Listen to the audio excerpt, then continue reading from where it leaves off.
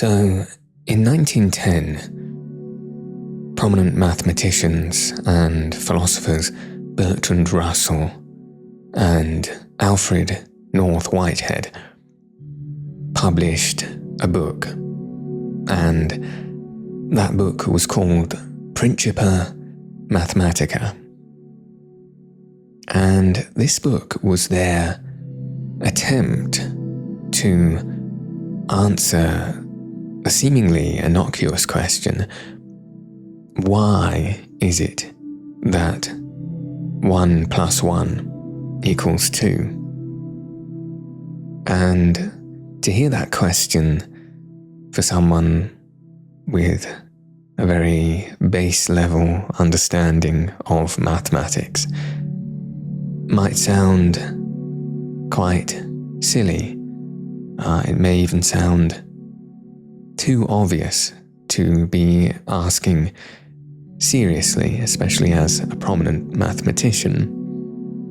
But in asking this question and seriously attempting to answer it, Russell and Whitehead are tapping into something about not just numbers, but mathematics that is quite mysterious. And that is the fact that, in actuality, we very much take these concepts, such as 1 or 2 or 3, or even add or equals, very much for granted. I think when we all first begin to learn maths, well, 1 + 1 = 2 is perhaps one of the first things that we learn. It is foundational to the idea of mathematics. And further still, I think that there might be something rather intuitive about the idea to people. It's easy to picture taking one thing, adding another thing, and calling those two things combined 2. But Russell and Whitehead realized that it was actually a lot more difficult to formally, truly and accurately describe what it meant for something to be one. What was this concept of oneness, or two-ness for that matter? You know, I could say that I have 2 hands, but what is it about these hands in front of me that give them their two-ness? And in part, I know that Russell and Whitehead attempted to answer this question, partially using something called set theory, which is a very complex field of mathematics, and I won't pretend to know very much about it at all. But to my understanding, they were able to say something roughly like this: we could perhaps, when, for example, discussing the idea of 2, use a metaphor, an analogy, in collecting items of 2. So as I've already said, I could say that I have 2 hands, and that's all well and good, but that doesn't really give us much of an idea of really what 2 is, but perhaps if I then collected 2 apples and put them by the side of my 2 hands, and we compared the similarities between these 2 examples of 2, and then say perhaps I were to go and get 2 pencils and put them by the side of my 2 hands and the 2 apples, we were to get 2 ducks, 2 tables, 2 chairs, 2 stars, 2 planets, and put them all next to each other equally, and ask ourselves, what is it that these sets of 2 things all share in common? And if we extended that out to all possible examples of what 2 things might be, and we tried to understand completely what it was that those sets of 2 things all shared, then we could call that 2ness. We could collect all of those things, all of those pairs, into a set, and we would call that set the number 2. And this is, possibly to some listening now, an overcomplicated way of describing 2. Like I said before, it's something that feels very intuitive. If we see 2 things, well, of course, that's 2. But that is actually no definition of 2 at all. Just because we can intuit something doesn't mean that it is necessarily logical or explained in of itself. And so this was one of the techniques that Russell and Whitehead attempted to use to describe what numbers were, as well as many other techniques in formal logic. And that really was what the Principia Mathematica was, or at least attempted to be. It was primarily a work of philosophy. There was very little of what we might traditionally describe as mathematics in the book, despite its incredible length and detail and complexity. Because you have to understand that these people were trying to foundationally write the rule book, as it were, for mathematics itself. And they were trying to prove that mathematics as a system was consistent in of itself. And it took them some years to produce the Principia Mathematica. I forget how many, but a lot of strain and effort went into it. I think, and I'm not entirely sure, but I remember hearing that even to publish it, there was quite a financial strain.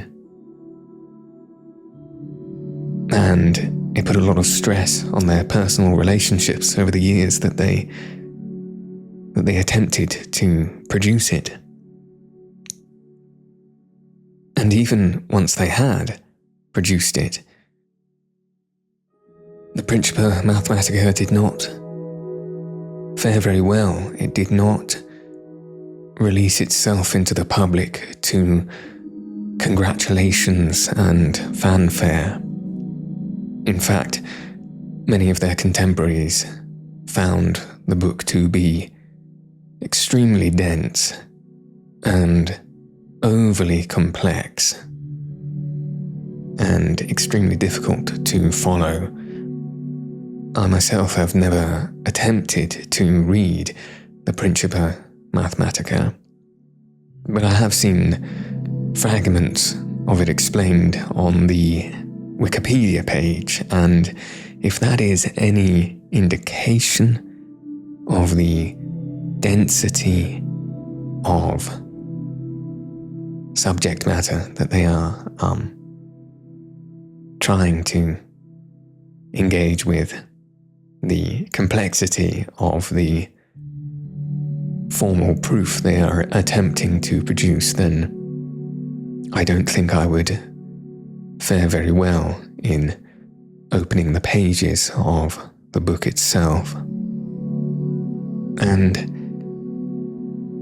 when I think about this book, and what a valiant attempt it really is, and in many ways a genius one, to realize that we take the idea of numbers and mathematics and these things that are seemingly basic as addition and subtraction as simply true in of themselves, and to know that in actuality we don't have a way of knowing that those things are necessarily consistent, and that mathematics will always work for us when we need it, though seemingly it has so far.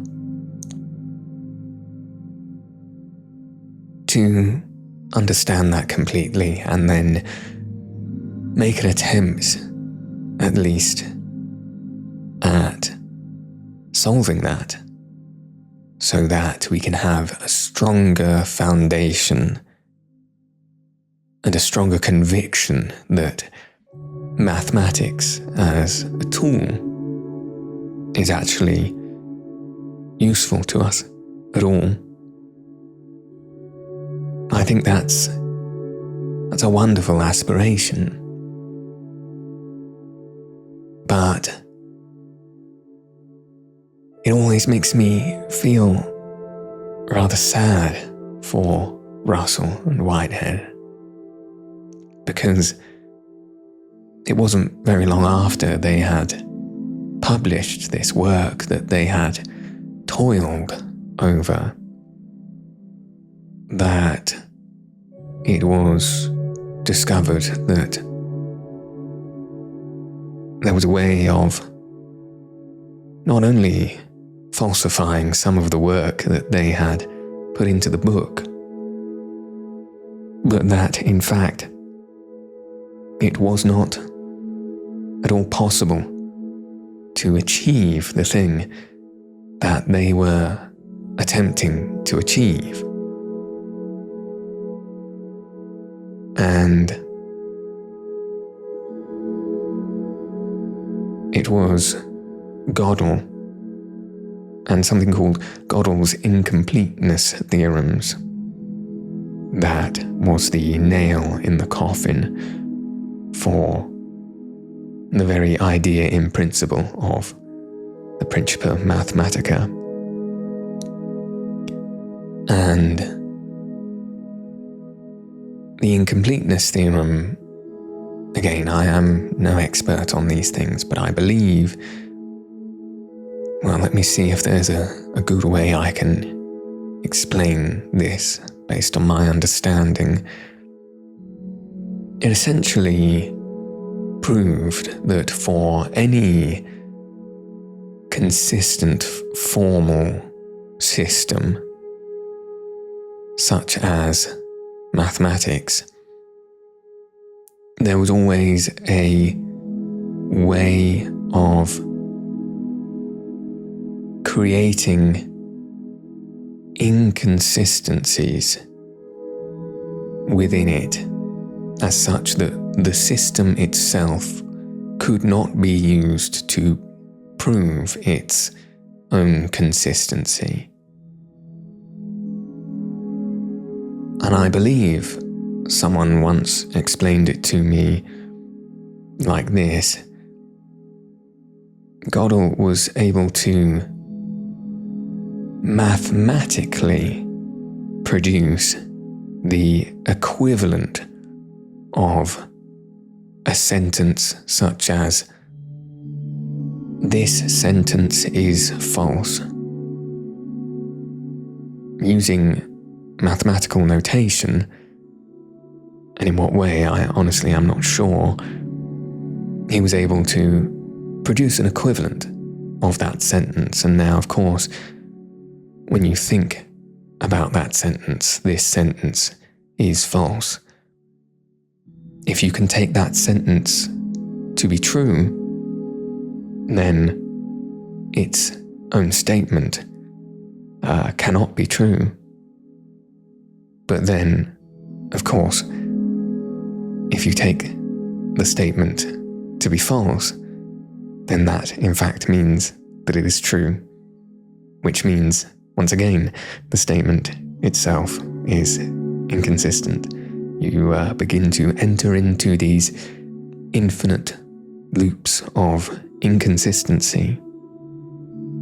And the very fact that you can produce these sorts of things within mathematics means that we cannot know whether mathematics is actually completely consistent and an honestly useful tool for humanity in describing the universe.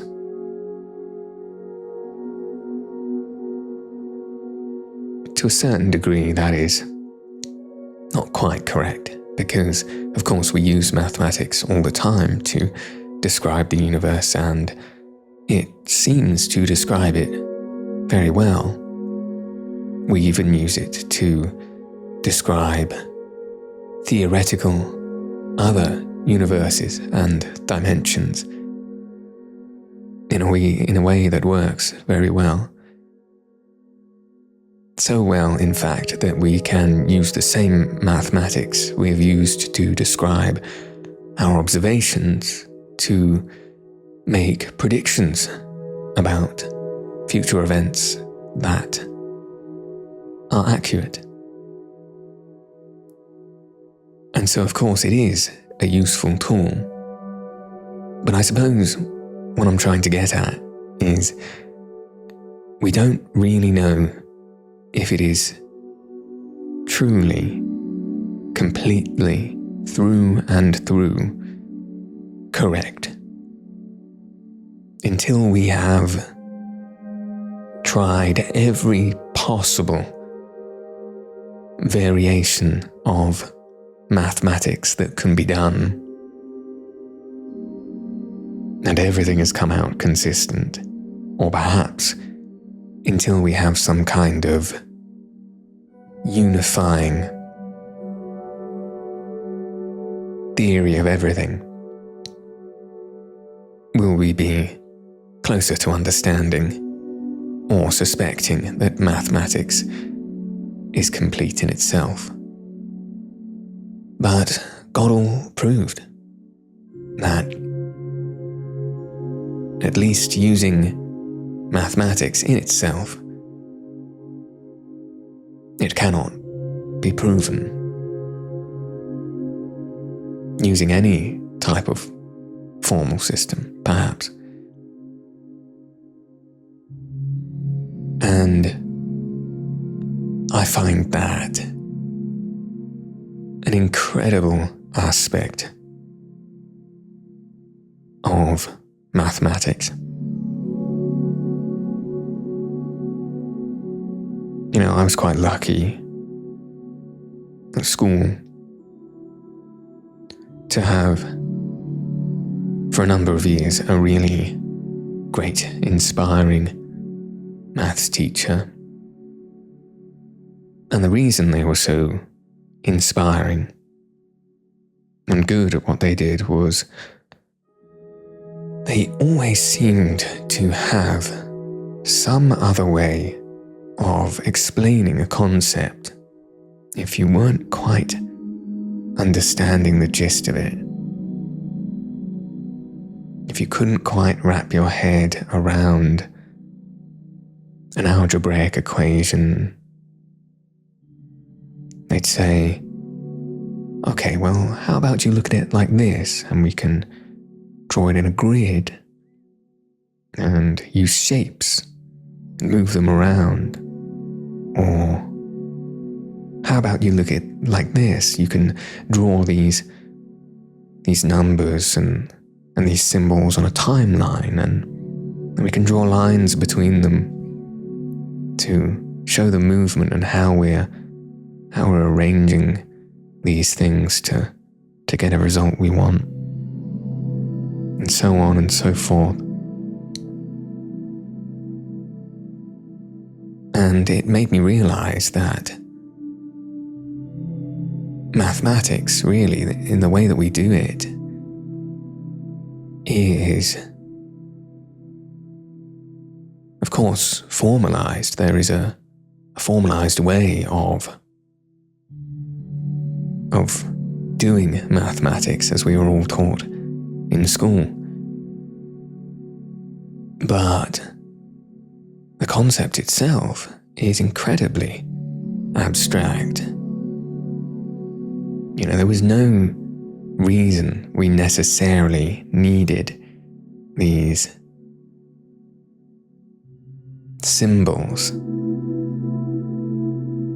and this formal way of writing 1 + 1 = 2 to complete mathematics.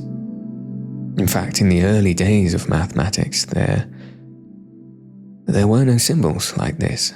That was also quite a fascinating revelation for me when I discovered that. And that when people like Pythagoras were doing mathematics in ancient Greece, they were simply using shapes and geometry and describing the relationship between things. If you yourself said a² + b² = c² to Pythagoras, he wouldn't understand what you meant by this, because that particular way of formalizing mathematics and that particular way of learning the length of a hypotenuse was not formalized by Pythagoras himself. Though the way in which we do it was. He simply described it using words and shapes. It's very interesting. I think I also remember somewhere, I can't quite remember where, hearing about, much later than this, but still long ago enough, before we had our particular formal system of mathematics. Mathematicians would write poetry about the things they had discovered as a means of explaining certain concepts. And I think that's a really nice idea. The idea that you could turn something that feels so formal and perhaps dry and boring and difficult to understand into a piece of art. Something that might capture your soul as well as your mind, as you're having some mathematical idea explained to you. It's a beautiful way of bringing mathematics and literature together. I would love to see more of that, I think. And I don't know if perhaps something like that exists already. Maybe you already have an example in your head. I'd love to hear about it if you have time to let me know in the comments, perhaps. But this idea of doing away with the formal symbols of mathematics and exploring it in a more visceral and perhaps artistic way really appeals to me. Because there's so much wonder in numbers. They can be so very small, smaller than we can conceive of. And they can be so very big, utterly, mind-bogglingly larger than we can conceive of.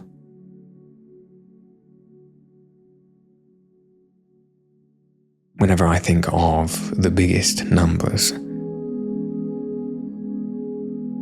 I'm always reminded of a very famous mathematical large number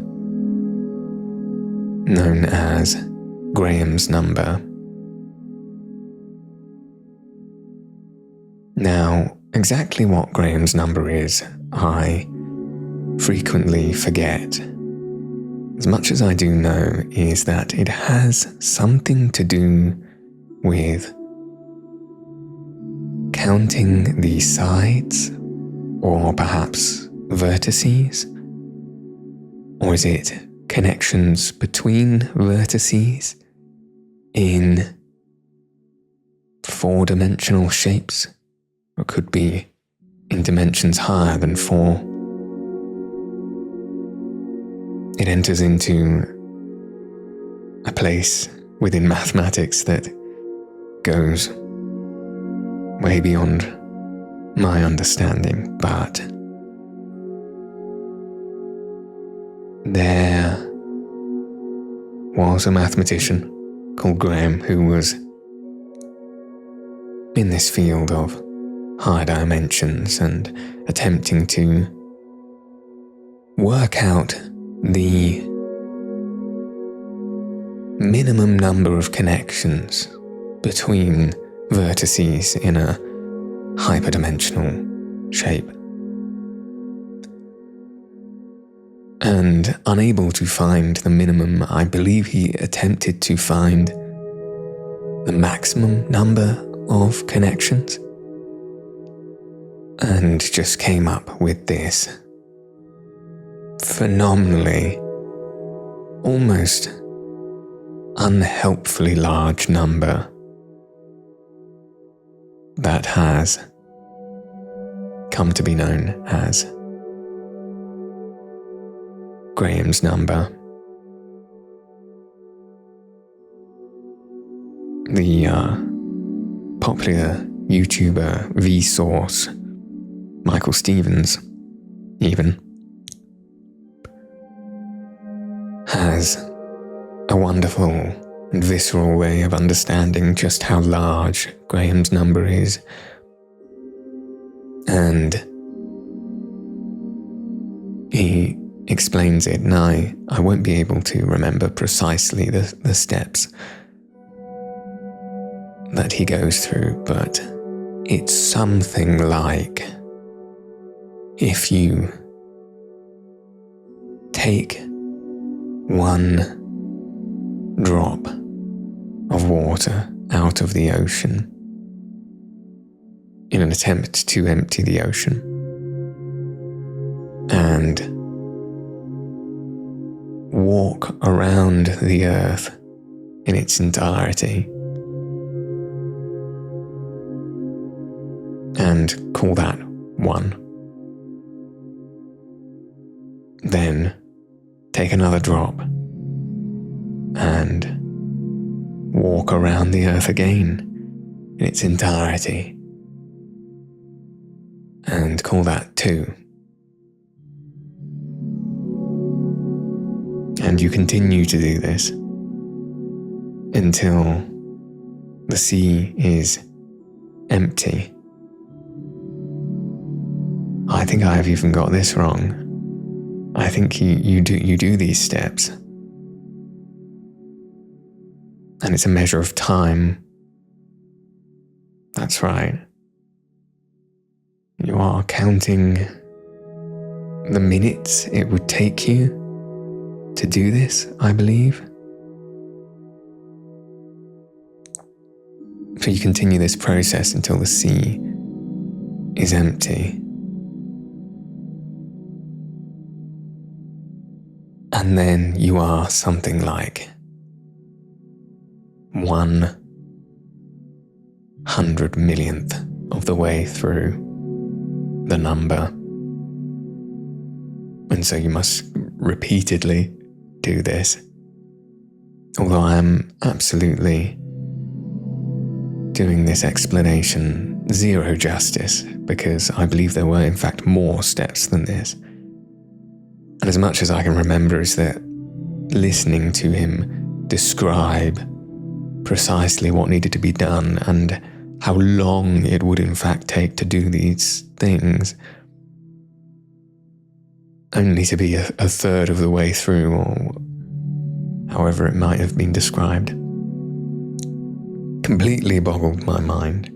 I believe he explains this in an episode of The Rest is Science. And I think that episode may be about large numbers, or perhaps just interesting numbers. I would highly recommend it if you are interested in that sort of thing.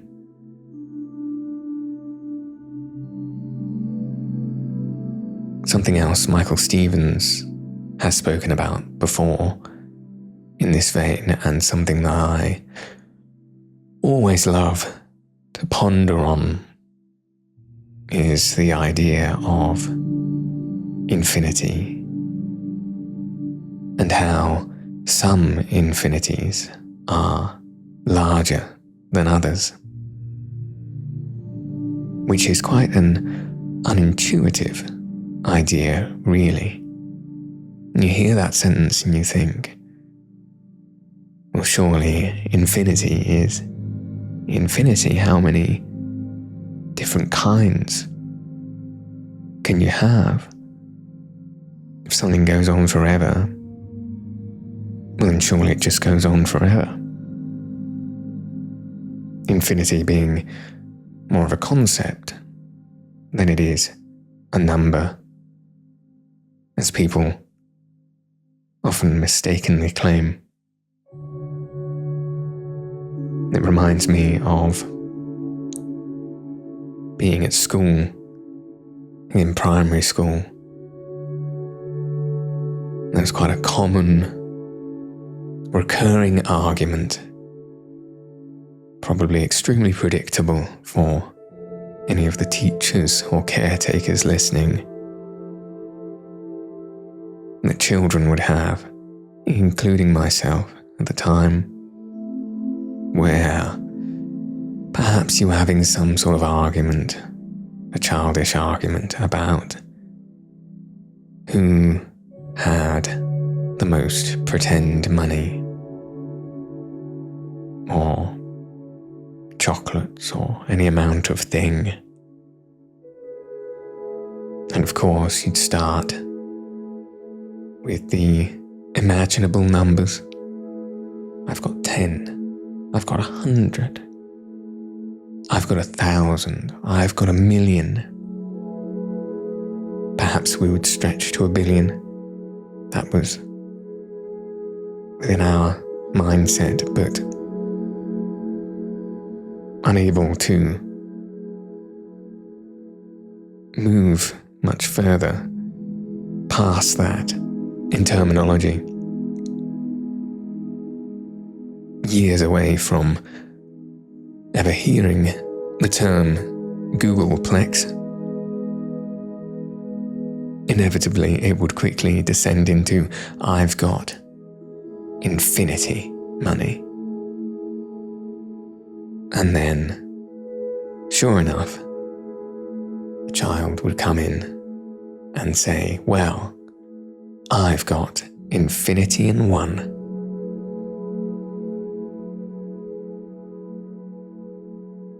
Which is such a beautiful and childish thing to say. Because of course it completely misunderstands the concept of infinity. And that one added to infinity is still infinity. But going back to this concept of smaller or larger infinities, when you begin to think about it for a short period of time, it really does make quite a lot of sense. So, for example, if you took the standard integers 1, 2, 3, 4 and kept going and going and going, you would never reach an end of the integers. They exist as such that they will go on forever. And the concept of this continuous stream of never-ending integers is what we traditionally think of as infinity. But then, of course, we have decimal numbers. Between 1 and 2, we have 1.5. And between 1.5 and 1, we have 1.25. And between 1.25 and 1, I'm now beginning to show my lack of math skills. And if you can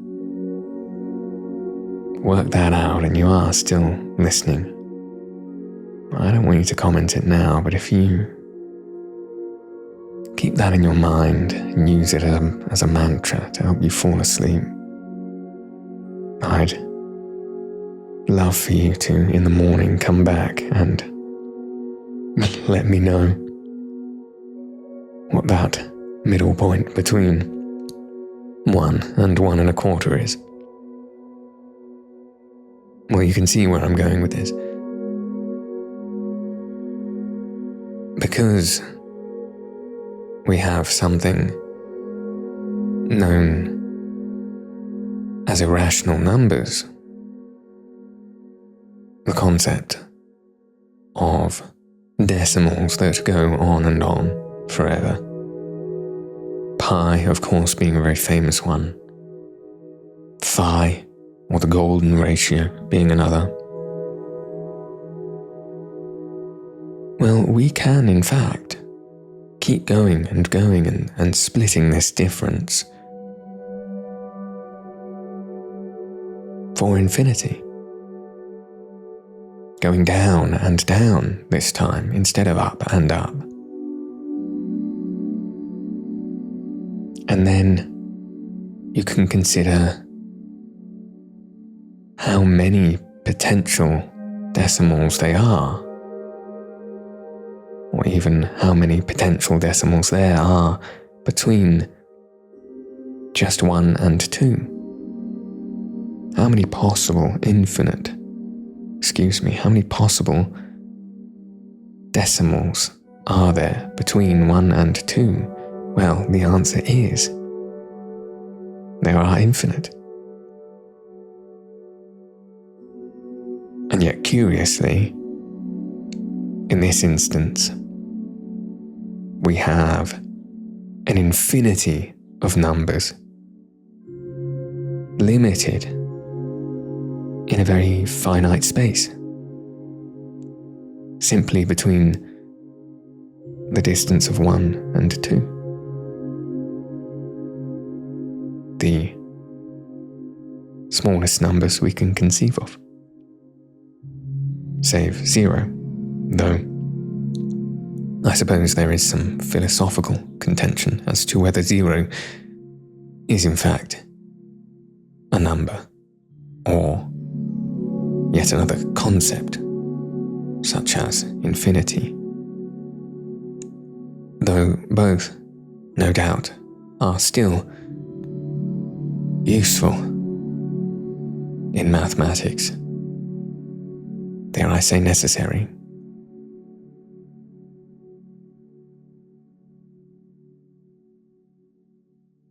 I love thinking about special numbers. There are so many within mathematics. But then, come to think of it, there's so many within life. Numbers aren't always strictly mathematical. Sometimes they just behave as symbols that represent something beautiful and meaningful in our lives. 21 will always be an important number to me, because 21 is where I grew up, my house number where I lived for years and years. My friend, my oldest friend, is particularly fond of the number 17. He's never truly explained where it first started, but he has this theory that it seems to crop up everywhere in his life. And I have to say, I am a converted believer in his theory, ever since I was once at a roulette table with him and had the fortunate luck to be present when he bet twice on the number 17 and won. Not long after having explained this special number in his life. And it's funny how when someone says something like that, and you start to take it on a little bit, how you'll start seeing the number 17 everywhere as well, just seeming to crop up. I'm glad it's 17 that he chose. Being a prime number, I don't know why it's special to me that it should be a prime number, but prime numbers are particularly special. And for those of you who don't quite know, prime numbers are simply numbers that are only divisible by 1 and themselves. So you cannot equally divide 17 into anything without creating a decimal. Just one and itself. You will never find 17 in any times tables, apart from perhaps the 17 times table.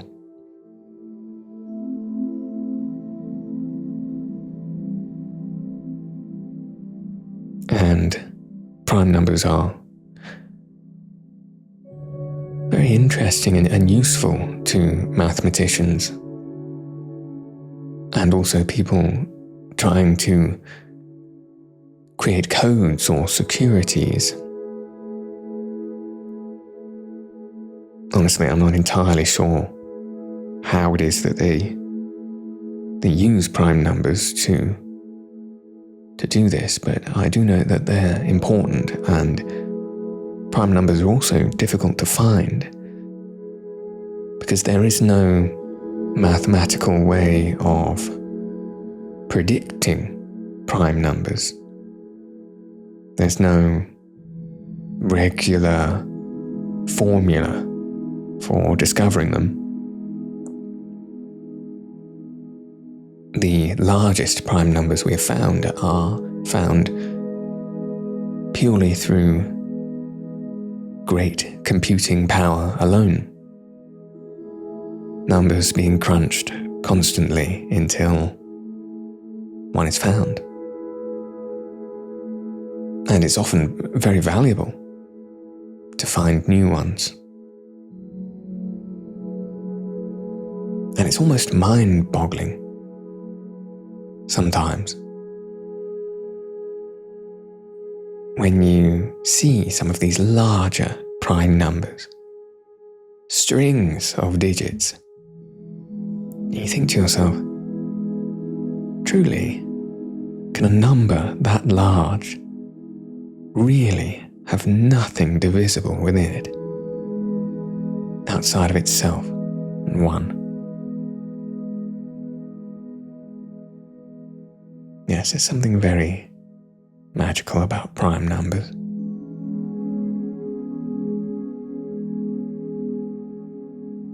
My favourite number has always been the number 6. In my head, it always appears purple. Now, I don't know if that means I have some kind of synesthesia or something. I have a lot of associations of colour with numbers and letters, which seem to remain consistent over time. No, I'm not sure that's quite synesthesia. I think that might be a relatively common experience of people. You might be able to tell me different. But that purple colour of 6 gives it this sort of magical and mystical feeling. I think there's something symmetrical, something that feels rounded about the number 6 as well.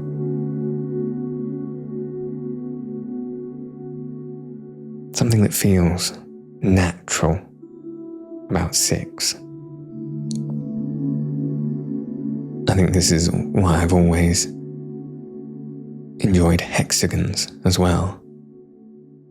So they are sort of a geometric representation of 6 and can be found all over nature.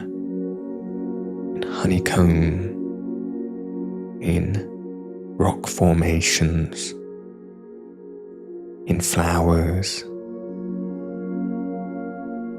in the molecular or atomic structures of certain material.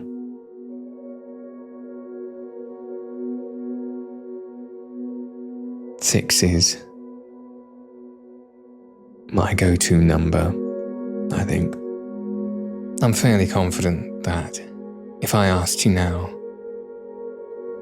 to think of a number that meant something to you, perhaps your favorite number, or a number that excites you in some way, that evokes something bubbling inside of you in a positive way,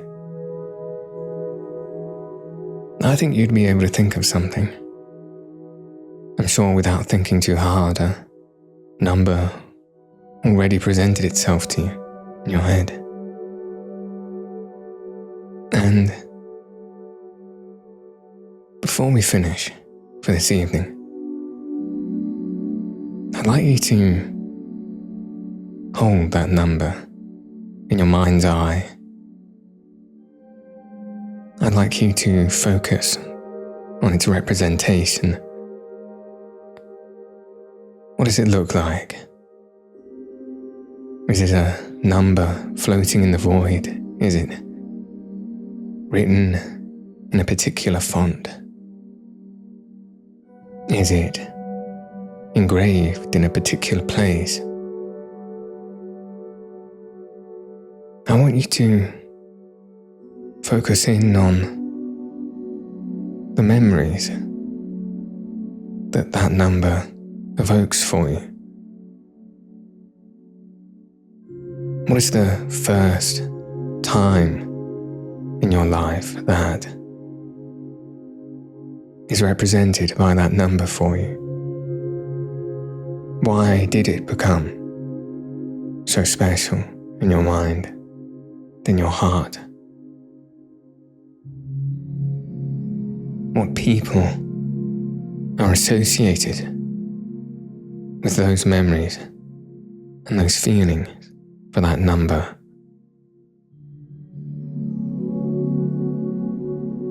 And how, in what way has it been present in your life more recently?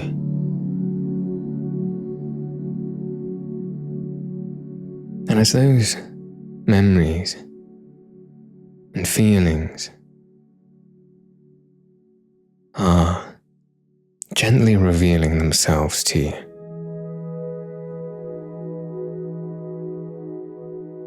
I want you to count from 1 to your number. And when you are finished, let your mind drift into infinity.